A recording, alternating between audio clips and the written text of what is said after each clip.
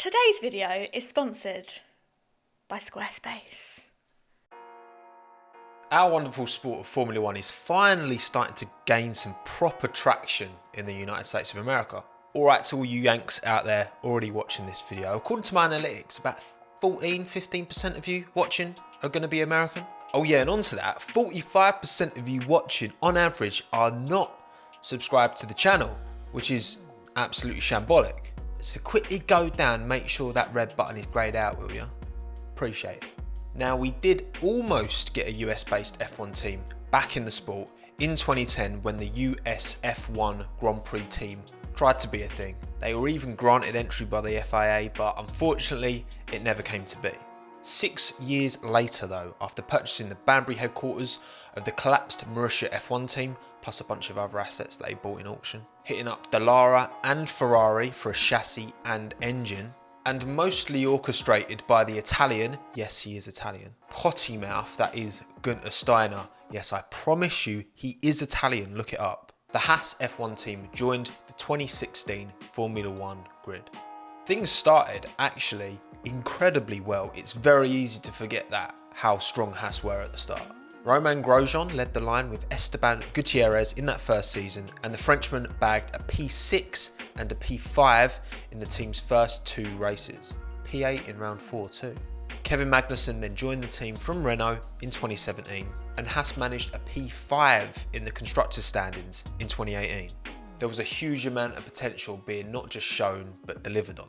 In fact, you might have seen an article circulating recently that Kevin was offered the 2019 Toro Rosso seat, but of course he elected to stay with Haas. At the end of 2018, Pierre got the call up to Red Bull, Brendan Hartley was getting dropped, so Red Bull had 2 seats to fill at that sister team, which was Toro Rosso at the time. Kvyat and Albon got the call up in the end, but K-Mag looks to have been Red Bull's priority over both of them two. It's easy to look back in hindsight and say, Kev, you've had a shocker there, mate. But at the end of the day, that Haas team had just come off the back of a P5 in the Constructors' Championship. Kevin alone achieved 2 P5s, 2 P6s, 11 top 10s over the course of that 21 race season in 2018. Meanwhile, Toro Rosso finished P9 in the Constructors, with Pierre scoring 8 top 10s and Brendan none. On paper, that would have been a massive downgrade for Kevin, with the potential of a future Red Bull seat maybe being the only thing that would have possibly enticed him, you know. But again, things were sweet as a nut at Haas. They were flying at the time, so why would he look elsewhere? Anyway, fast forward to 2021, to the here and now, Haas are firmly in the mud, aren't they? They've already written this season off, they've got 2 rookies in, and from a PR point of view, it's a bit of a clown show, isn't it? Let's be real. And looking ahead to 2022 and beyond, I think it's a dead cert that that Haas name is no longer going to be in the sport anymore. I thought Hannah did a pretty good job at introing Squarespace, didn't she? Well done, Hannah, well done. So once again, I am shouting out the all-in-one website building platform that I've been using since August 2018, so almost 3 years now. Squarespace, of course. My website, tommocluskey.co.uk, functions as my portfolio, showcasing work I've done from my old design agency days, my photography work, and some personal projects in there as well. And as I said, Squarespace is where I chose to make my online home way before any of this YouTube stuff kicked off for me. It also functions as my little online store. So when I did my 50k pins and my 100k posters, that was all via my Squarespace website. It was an absolute breeze to set up. And if you're looking to create an online home for yourself, then I couldn't recommend Squarespace more highly. Go to squarespace.com and without having to spend a penny, create something nice. Then, when you are ready to finally push that site live to the world, use the code TOMMOF1 at checkout, or give the link in the top line of the description a tap for 10% off your first website or domain. Thank you again to Squarespace for backing me, and thank you for making this happen. Of course, it's easy for me to sit here and criticise, with the benefit of hindsight, Haas's decision to elect with Rich Energy as their title sponsor for 2019. But come on, the lack of due diligence that was clearly shown here was criminal. Williams were offered the opportunity to sign with Rich Energy. They saw it. They clearly clocked a mile off that this was not a good business venture for them at all. We've all seen that picture of the 2019 Williams with the Rich Energy logo on it. Cursed image. Haas, unfortunately for them, weren't so careful. £103 in the Rich Energy Company bank balance in 2016, up to a staggering 581 in 2017. Not the numbers you'd expect to see from the world's leading energy drink. Again, off the back of Haas's wonderful 2018 season, this horrific 2019 season wasn't only a PR disaster, but a real financial one. Like, people weren't going to get paid. Look, there's loads of videos out there that cover the Rich Energy saga in detail. I'll link some below. The point of highlighting this is that this was the first in a long line of L's. They tanked from P5 to P9 in the constructors, only kept off the bottom by the hapless 2019 Williams, which was iconic for all the wrong reasons. At least they still managed 7-point scoring finishes in that 2019 season. Was that 7-point scoring finishes in 2019? Yeah, only 2 in 2020. Not good. Roman and Kev were clearly not happy with the car underneath them. The Ferrari engine nerf hit Haas and Alfa Romeo, to be fair, both really hard, into the jaws of Williams, who didn't score any points in 2020, but I think did have a better season than their 2019. It's mad how quickly they went from regular midfield battlers finishing P5 in the constructors in 2018 to just backmarkers essentially where they are now. The performances on track in 2020 were nowhere near good enough, and things weren't about to turn around anytime soon. Haas's decision to change the driver lineup going into 21 was long overdue, if you ask me. Roman and Kev had way too many coming together, particularly in 2019. Especially for a team struggling at the back as it is. The last thing you need is two drivers who think they're bloody Lewis and Nico back in 2016. It's just not helpful. Replacing both with two rookies though, F2 title winner Mick Schumacher? Sure, it's very common for whoever wins the F2 title to get a seat in Formula 1. And rightly so, he's got that seat on merit. 5th place Nikita Mazepin though? Like, come on, that's a clear statement of intent from Haas. They've binned off the season. It's essentially a 23 race testing session for Nikita and Mick, isn't it? And you know what, like, in terms of the car, you can kind of understand it. Look, going into 2022, everything's completely changing. What's the point in Haas using their resource to try and fix the car they currently have when everything's just going to change next year? They might as well just focus on giving the drivers mileage, unless the driver spins 3 corners into their first race, and just focus technical efforts on 2022 onwards. As much as it's a bit peak in the here and now, like we're not getting a competitive Haas in any way, shape or form, it makes sense as a business decision. So I do get that. But for me, keeping Magnussen and bringing in Schumacher would have been the ideal blend, because K-Mag's got loads of experience and still has a lot to offer in motor racing. And you've got Schumacher, again, winner of F2, clearly a very, very talented young man. That was something they could have really built on. But unfortunately, that wasn't the case. Look, pay drivers have always and will always exist to an extent in Formula 1. Every driver is a paid driver to an extent, because in order to get the opportunities to get to Formula 1, even if you're quality, even if you're the best in the world, you need support. You need outside help from a sponsor, from a team picking you up as a junior, from a rich family member. You need that. That's essential. And when it was announced that Nikita Mazepin was taking that second seat alongside Mick Schumacher, we all knew why. Billionaire oil oligarch Dmitry Mazepin is his old man. Most drivers come from wealth, but Nikita, Lance and Nicholas all come from that next level. It's not what we want to see as fans. We want to see a true meritocracy, but meritocracy and motorsport do not work together.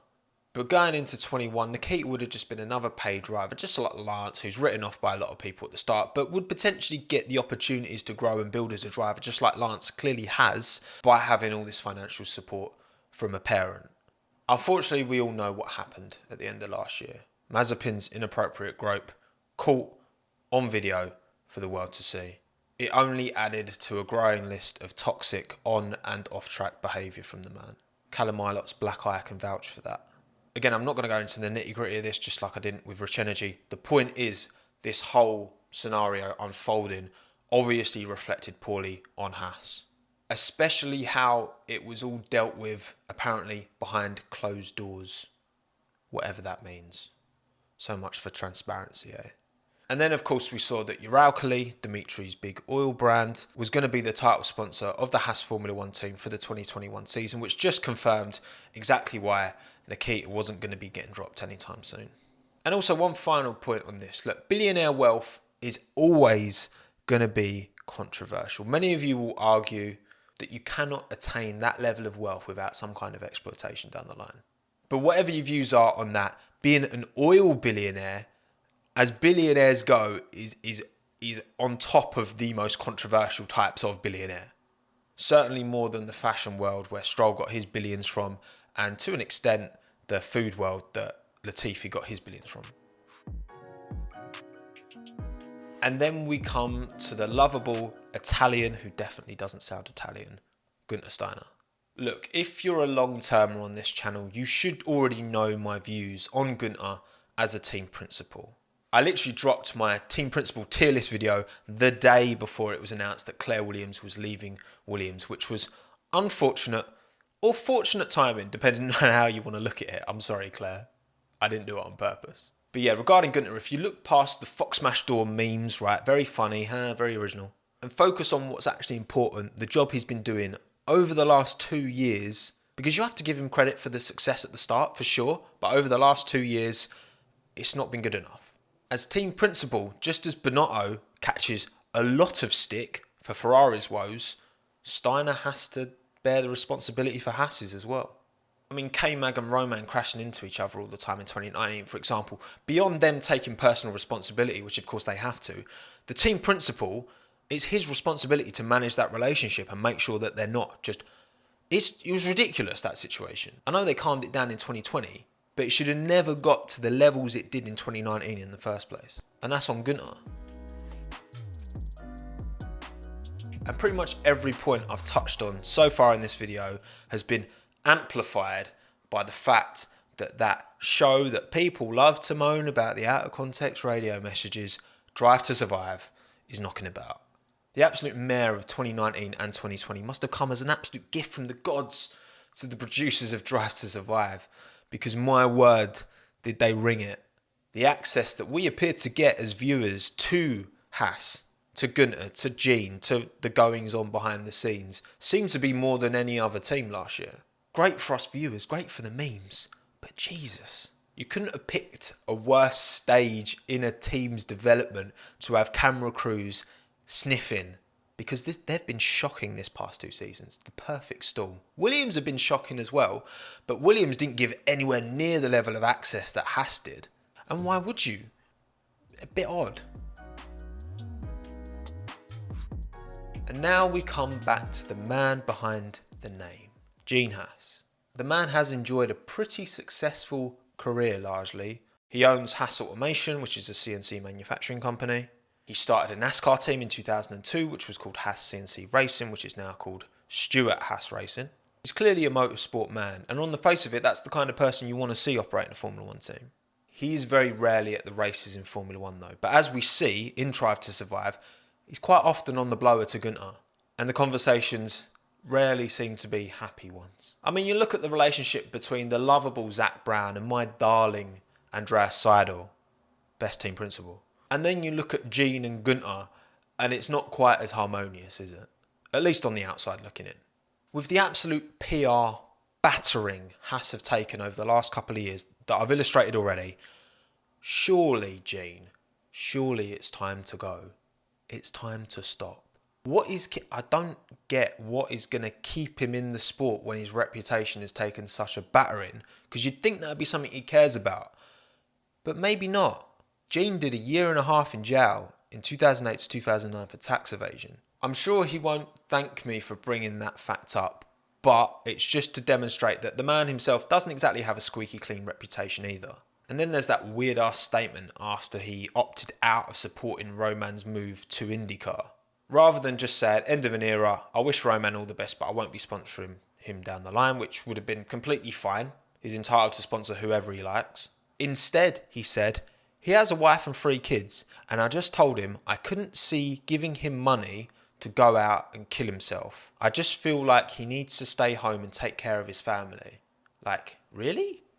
You're in the business of motorsport, Gene. You've been running a NASCAR team for the last 19 years and an F1 team for the last 5. I don't really understand that reasoning, but sure. So when you combine everything, the Rich Energy fallout, Roman and Kev coming to blows, the plummet down the order, being exposed in 4K by DTS, the Mazepin mess, and the throwing of 2021, I don't get it. What is the point? Especially when there is a new team owner waiting in the wings and is almost already there anyway. Dmitry Mazepin was one of the 3 parties that attempted to buy the Force India Formula 1 team when things went tits up in 2018. Lawrence Stroll, of course, secured the deal, whilst bearded Katie Hopkins whined in the corner that, why didn't they take my bid seriously? Alright, bruv, pipe down. Dimitri might have lost out there, but the man's got a net worth 3 times that of Lawrence Stroll. He clearly wants to buy a team, and he clearly has the bag to do so.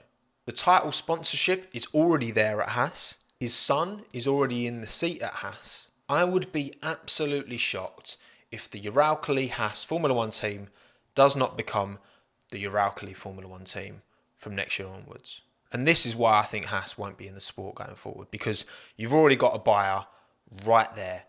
Just cut your losses, Gene, and get out, mate. That's what I'd do if I was you. Am I happy about this?